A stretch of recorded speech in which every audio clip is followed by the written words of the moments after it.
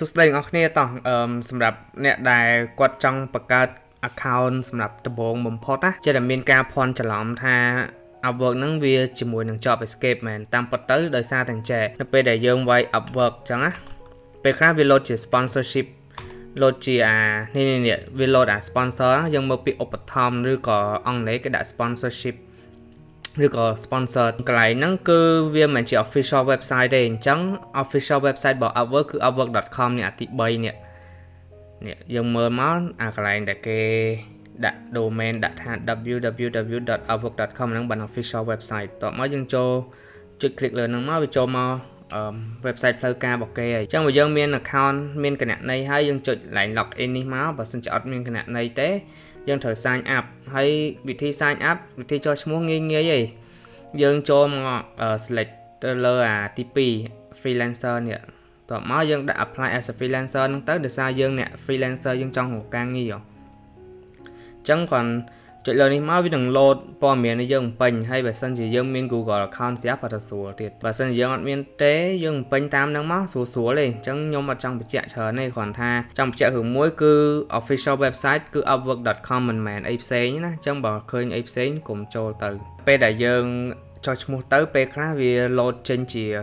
payment method ហើយនិង billing method អាហ្នឹងខ្ញុំចង់បញ្ជាក់បែងចែកឲ្យដាច់ពាក្យថា payment method គឺជាវិធីទូទាត់ប្រាក់ដែលយើងធ្វើការហើយយើងទូទាត់ប្រាក់ជាមួយ website អញ្ចឹងគឺនិយាយចំទៅវិធីដកប្រាក់ payment method ហ្នឹងណាក៏ប៉ុន្តែពាក្យថា billing method គឺជាវិធីមួយដែលយើង pay ទៅ Upwork វិញឧទាហរណ៍ថានៅពេលដែលយើងទិញ connect ឬក៏យើងធ្វើអីមួយដែលត្រូវការចំណាយលុយយើងបំពេញទៅលើ billing method ហ្នឹងគឺយកលុយពី Visa card យើងនៅពេលដែលយើងត្រូវចំណាយអីមួយឬក៏ទិញអីមួយ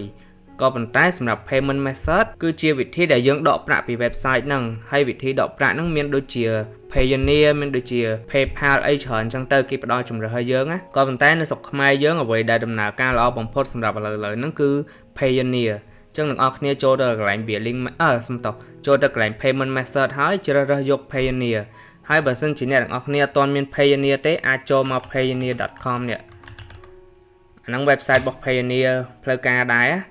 នៅពេលដែលយើងចូល payoneer.com មកវានឹងចេញផ្ទាំងអញ្ចឹងយើងចូលទៅកន្លែង register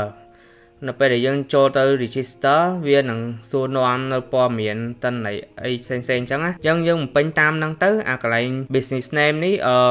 បាច់ដាក់ក៏បានដែរឬក៏យើងបើសិនជាចង់ដាក់ឈ្មោះយើងធម្មតាបានហើយហោហាយអញ្ចឹងយើងបំពេញតាមហ្នឹងទៅស្រួលទេនៅពេលដែលយើងបំពេញអស់ហើយចាំយើងភ្ជាប់វាមកជាមួយនឹង local bank របស់យើងហើយខ្ញុំប្រាប់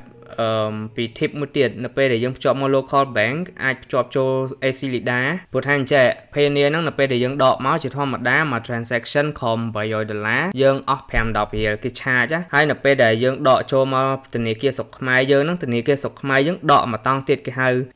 inward telex អាហ្នឹងគេដកមកតង់ទៀតអាចពីខ្ទង់$10រៀលទៅ$15រៀលដែរតែបើអ្នកទាំងអស់គ្នាភ្ជាប់មកធនាគារ AC Lida គេមាន promotion មួយគឺ